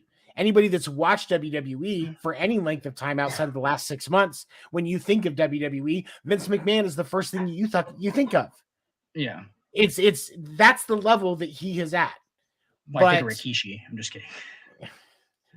Rikishi and I mean, now if I had been one of the wrestlers that had to get Rikishi's finisher, Like, I would probably never forget that. That would probably also be the first thing I thought of when I thought about professional wrestling if I was ever on the business end of that. The stink But face or whatever the it stink is, face. whatever it Was was. that what it was called? I couldn't It remember was what it called the was. stink face, yeah, where he I ran think and that sounds right. his Yeah. ass. It was called the stink face. But for the average person, when you think of WWE, you think of it's man. Even after WWE sells and whoever takes over it, Vince McMahon is still going to be one of the things that you think of, at least for a long, considerable amount of time.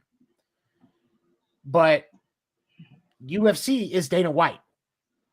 The UFC is Dana White. He could sell, and UFC is Dana White. That's just what it is.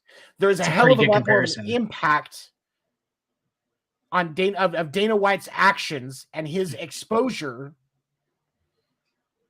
and than Kyrie Irving. And so it doesn't make sense to me that there would not be any pressure on sponsorship companies to pull their sponsorships of UFC. That should at least be getting floated around. Give me somebody. DraftKings, you know what? Whatever. But Harley? Really? Modelo? See, I get what you're saying. I get what you're saying. Yeah.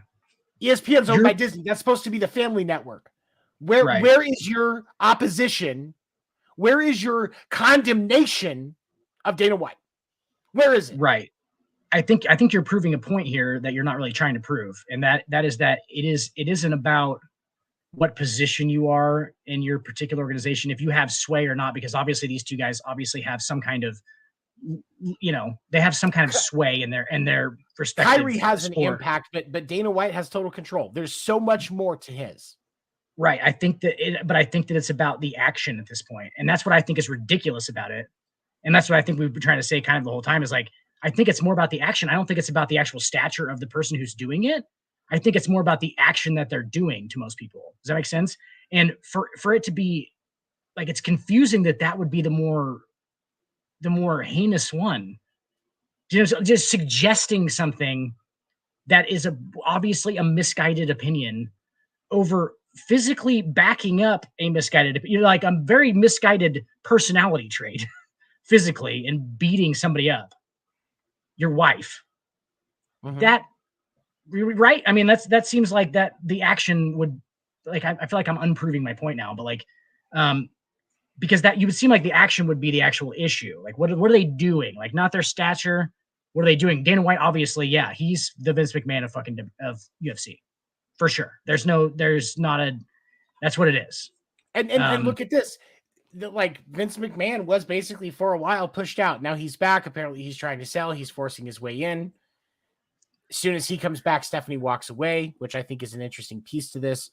But I kind of called that the other night. I kind of called that on Monday, and I don't even know anything about this. I said that I think it might be posturing. I think that Vince is posturing and trying to make it look like he's going to go out with all of his stipulations in line, right? And that's why Stephanie was going to take over. And then it turns out that she was just like, no, if he's coming back, I'm done. It's like, oh shit. Like, that's a twist. Like, so it was posturing. Because before, but something to remember with Vince McMahon is 3 weeks before Vince McMahon stepped down and all of these changes were made that have been in place until yesterday or whatever, apparently, or Tuesday, whatever it was Stephanie McMahon had taken leave of absence. She was done. She walked away. So I think Vince was her problem. She and her dad are done. Right. I was going to say, do you think he promised her something? Standpoint. Do you think he promised her something to come back? He promised her like, hey, you got it. It's all yours. And then just change the script on her. She was like, oh, I get to take over the whole thing. Cool. That's fine. We can handle this. You get the fuck out. And then he goes, oh, I'm actually going to sell it, but you're still like the management. And she was like, no, I don't want to be the fucking management. I'm the owner's daughter. I should be the fucking owner. I think that's how it went. For real, I should fucking own this shit. Like, it's willed to her, isn't it? Honestly, like, there's so many, but there's been so many things where it seems like she doesn't want, she and her brother Shane O'Mac don't. You guys were saying that the organization, and so it makes me. It I don't know. It's a weird situation, and it makes me question a lot with it. But okay, so as we wrap up today, in to succinct my thoughts, what Kyrie's tweet was bad, but Dana White runs an entire organization. Kyrie could leave NBA tomorrow, and within a year, he's not going to be a hot topic of conversation. Dana White is the reason UFC is in existence as it sits right now. If Dana White sells UFC, Dana White is still going to be the first forefront piece of everybody's mind. So Dana White should at least be held to the same standard that Kyrie fucking Irving is when it comes to doing something that you're not supposed to do. Why isn't UFC losing sponsorships? Why are they not losing money because of this? Because Dana White is the face of that organization. So he should be held accountable. Absolutely. But to back up my earlier points, I mean, look at Dan Snyder. That's some clear, mischievous, fucking halfway evil fucking behavior. Nothing's happened to that motherfucker. He ain't losing a dime. I mean, he's just being forced to sell his business. They can force you to sell your business, but like, ooh, you sold your business for $3.4 billion. That's a real punishment. Like, he doesn't give a fuck about the Washington Redskins. Sorry, Washington, whatever they are now. Commanders. Yeah. Formerly the Redskins. Dan Snyder owned them when they were the Redskins, everybody. PC police. But yes, like it just happens. Like if you're the owner of the fucking thing, nobody can really touch you. Unfortunately, I mean, because you know what I'm saying, like sponsors, but that's why I'm calling out sponsors in this scenario, because they can. This one's different because he owns the whole fucking thing. Right. And that's the thing is they can. And like with Washington, the sponsors could, because that team can't function without those sponsors. That's where money in professional football is made, is the companies that are sponsoring you in your TV deals. And if you lose a bunch of sponsorship and the TV company is going, I'm not so sure about this, you're going to have a hard time paying those $25 million a year players their money. Checks are going to bounce real quick. And unless the NFL is backing you up, which has happened before, correct? I mean, that's like, unless the NFL is going to pick up the bill, which shared with the Senate king, but I was going to say, like with the Commanders, would they pick? Like, is that a prestigious enough franchise for them to pick up the bill with the backlash they're going to take because of Dan Snyder's behavior? It's like, that one's questionable. But like, if it's the fucking Lakers or something, dude, they're gonna foot the bill. If sponsors drop out, they're going to foot the bill, right? I mean, just to keep that organization afloat, basically, because they know that in the long run that organization makes them money. Right, but then they're going to turn around and make the ownership sell. You can't do that right now with UFC. So what you do is have sponsors say, look, either you sell and step completely away, or we pull all of your deals and you lose everything, and all of these people that are currently depend on you for their work lose their jobs. That's all. That's what you have to do, because it's the only way that you can create action. And maybe he just says, you know what, fine, do what you guys are going to do. I'm still going to keep trying. And he tries to self-fund it for a while and hope it goes away. But it at least makes a point and tries to at least put a semblance of reality in front of this person, that there are consequences for their actions. Right. And at what point is somebody going to make a fucking stand, though, Tony? You know what I'm saying? Like, I understand. Like, I'm completely with you. Like, they can fucking threaten the guy and, do as much as they want to do with, like, oh yeah, we're going to pull your deals and all this shit. But like, and he just, what if he just, like you said, goes, but here's, do what you're going to do. So when you think about the UFC, okay, it's an entertainment business. Yes, it's a professional fighting, but it's an entertainment business, right? Right. If ESPN goes to Dana White and says, we are no longer showing your fights. Okay. I don't give a fuck. He's on pay-per-view. Right. So, but that's the thing. All of their stuff right now goes through ESPN. When you buy a UFC pay-per-view, you have to buy it through the ESPN app. So he loses his entire distribution in one fell swoop. All his profit, really. And he can try to go back to doing just the pay-per-views and try to get a network to pick up Fight Night. But when a company like ESPN makes a statement, people listen. And people listen, and a lot of these other side networks are actually owned by the company that owns Disney anyway, or by the company that owns ESPN, Disney anyway. Right. So you're going to have a much harder time distributing your product. If you can't distribute those fights and make that money back off of those pay-per-views, you're not paying fighters $6 million a fight because of ticket sales. Yeah. Just like you're not paying Patrick Mahomes $450 billion over 10 years off of ticket sales at Arrowhead Stadium. That is not how they pay him. No, it's a chunk, but it's not even a significant really chunk. It's most of that money comes from those distribution deals and those sponsorships. But none of these companies have the stones to speak up. They all would rather sit in a corner, but when somebody says something that's anti-Semitic, then they'll come running because it's a fucking posture. And because he's a player. And because he's a player. The players seem easier. The players are easier to pick on. They're easier to get. It's easier to take a stand against Kyrie than it is against Dana White. That's why we should be taking a stand against Dana fucking White. Yes. Yep. 100%. Agreed. And no, and like that was my question. Like, when is somebody just gonna fucking do something about it? Like I mean, somebody's gonna have to stand up and it's gonna be a sacrifice. Someone's gonna have to sacrifice themselves to the old Dana White god at this point and just go, no, we're just not gonna fucking the big albino Goomba. That's what I'm gonna start calling that motherfucker, the big albino Goomba. You just sacrifice yourself like what was it, Temecula or whatever the fuck? The Mayans, you just on that big old platter, you just fucking cut their fucking heads off and just let them roll down the thing for no reason at all. Just we need to make we should try to see if we can get Jake Paul in on that because he's got enough of a platform and he loves pissing off Dana White. I think that would be perfect. Oh yeah, fucking Jake Paul. All the memes of the Joker. I actually just kind of hate them when I see them.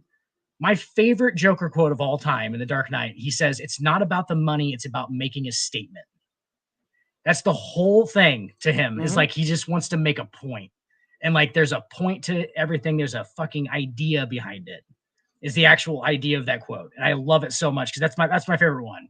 Like I'm gonna make a meme and post it tonight. It's gonna be a Joker. It's gonna be real original. You haven't seen any other Joker memes, right? There's no other Heath Ledger Joker memes. That never happened. I'd be the first one. I'd be the first one to do it. You could start a trend, dude. I should copyright that for real. I should get like a. You can't copyright that could be a big. Meme. You can't copyright a movie meme, a scene from a movie owned by Warner Brothers, and a quote that Nolan probably wrote. So it's Nolan's quote on top of Warner Brothers fucking studio picture, and then I slap a copyright on it because I combined them together. That seems like it might work. I don't know. It's crazy, but that seems like something a white person would do. So I mean, nobody else has done that before. Nobody else. Tommy Shelby from fucking Peaky Blinders, all right, and Joker from The Dark Knight, Heath Ledger. I'm gonna make memes of both of those guys. Nobody's ever done that before, and I feel like that would go over well. People would share those, right? You would be a trendsetter. You should do it, man. I support you 100%. I would get lots of hits on my TwitFace account. So many hits on my TwitFace account that I could not count them all.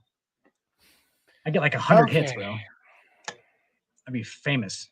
I'd be Fall City famous, bro. Do you know what it means to be Fall City famous? That you would be right up there with that ghost hunting guy. Do you even know Payne? Oh, Ed?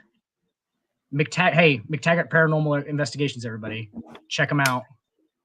They're on Facebook Live. Check them out. Please do. It's a hell of a ride. It's a hell of a ride. It's so bad. It's so good. It's so good. I don't even want to talk about this on the air right now, but like, good fucking God, is that gold? That is just gold bars waiting in a safe to be picked. It's so bad. It's good. Oh, you have to, but in order to pick that gold, Tony, you would have to abandon all moral, like any kind of. If you have a conscience, it would have to go away, and then you could just mine. You could fucking print money. You could print money if you didn't have a conscience. Oh God! I've thought about it real long and hard, and I have a conscience, and I'm gonna go ahead and I'm gonna opt out. But anybody who doesn't have a conscience out there, I know there's a lot of you, especially if you're watching our show. Paranormal Activities. Investigations, Boston, Nebraska. Get It's in on that so- early. That stock is hitting hard right now. It's a penny stock right now, but it might go NASDAQ if you fucking make it. I mean, shit, dude. That could Oh my seriously, that could God. be meme century type shit. Like whatever what's that fucking cat? The cat's underneath the table with the fucking lady screaming. That kind of shit. That could be the image. Except for you, Yeah. Tony's seen the images. I send them to him all the time. It is All right. fucking breathtaking, is what it is. Okay, for those of you that have been watching live, thank you so much for supporting us. I'm gonna It has send been you a a real great special night. one. Oh God, I cannot believe I'm looking forward to this. I Thank know, you for right? joining us. If you're So watching live, good. if you're catching us after on West Coast Radio, we appreciate you so much. Definitely like our Facebook. Go to our YouTube channel. We would love to be able to hear what your thoughts are on the other things that we've talked about. For my friend Dan the Dick Warner, I am Seven. Thank you for checking out this week's edition of Sports Report After Dark. We will see you next week. Have a good Tony, night. it's like snuff film, McTaggart, paranormal, and then AD right after dark. Right after that, it's like just in that order. Snuff film, and then a real close second is McTaggart, paranormal, and then there's like 30 feet of shit, and then there's us. But like those two are top of the line in entertainment. I can't. I can't with you. Have a good night, everybody. You just